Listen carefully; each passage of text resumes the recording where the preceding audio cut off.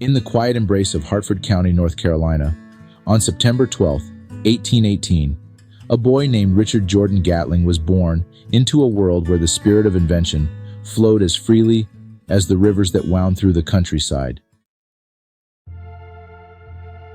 His father, Jordan Gatling, had already made a name for himself by patenting a seed-sowing machine, and it was in this environment of creativity and innovation that young Richard blossomed. The workshop was his playground, filled with the sounds of tools clinking and wood being shaped, and it was here that Richard nurtured his insatiable curiosity. As he helped his father, a particular moment etched itself into his memory. He overheard his father discussing the patent system, igniting a fascination that would guide him through life. Richard's eyes sparkled with dreams of invention, imagining a world transformed by creativity. However, his journey was not without its challenges. At the age of 21, he felt the sting of failure when he invented a screw propeller for steamships, only to discover that another inventor had already claimed the patent. Frustrated yet resolute, Richard walked along the riverbank, the sight of steamboats stirring a mixture of anger and determination within him. He vowed to create something truly original, something that would leave an indelible mark on history. In the year 1844, driven by a relentless pursuit of opportunity, Gatling relocated to St. Louis, where he immersed himself in the design of agricultural machinery. His efforts bore fruit with inventions like a successful rice planter and wheat drill, bringing him modest acclaim. Yet Richard's vision extended far beyond farming tools. He sought to address the pressing issues of humanity. He observed laborers toiling under the scorching sun, their bodies worn and weary, and he whispered to himself, "Machines could free us all." This moment foreshadowed his growing ambition to create devices that could alleviate human suffering. Little did anyone know, his brief stint at the Ohio Medical College, where he earned an MD in 1850, would deeply influence his future inventions. Although he never practiced medicine, the knowledge he gained reinforced his belief in science's power to improve lives.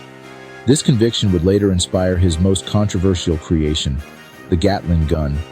One day, as he tended to a sick friend, he felt a surge of frustration at the limitations of medicine. If only he could devise a way to save lives on a grand scale.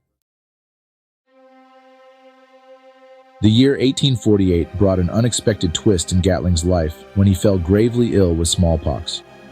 Bedridden and reflecting on the fragility of existence, he was struck by the devastation wrought by disease and war. This illness marked a turning point. He realized that while he might not be able to save lives directly as a physician, he could make a difference through invention. His experiences in St. Louis, witnessing the toll that cholera and typhoid took on crowded populations, fueled his resolve to help humanity on a larger scale. As the Civil War loomed on the horizon, Gatling was haunted by the mass casualties that echoed through the nation.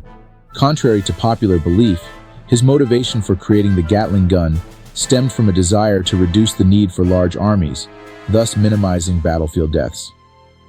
He envisioned a single soldier wielding his invention, potentially sparing countless lives from the ravages of war.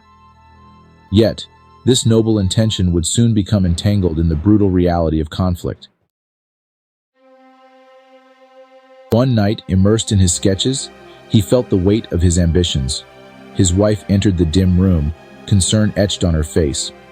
"Richard, what are you doing?" she asked, noting the toll it was taking on him. He looked up, a flicker of uncertainty in his eyes, and replied, "If one man can stop 100, perhaps we can stop the war from taking more lives." This moment encapsulated the tension between his ideals and the grim truth of invention. Despite the widespread use of his gun in conflicts, Gatling continued to forge ahead with his innovations, patenting a steam-powered plow and other agricultural devices. His desire to contribute positively to the world never faltered, even as the shadow of the Gatling gun loomed large over his legacy. Years later, as he sat in his study, an aging Gatling reflected on the path his life had taken. The news of his gun's use in the Anglo-Zulu War of 1879 weighed heavily on his heart. Though he had created machines meant to improve human life, he often felt the sorrow of unintended consequences.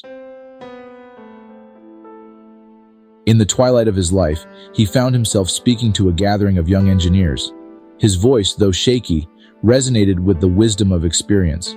The mind is capable of creating wonders, but also horrors. The question is not whether we can, but whether we should.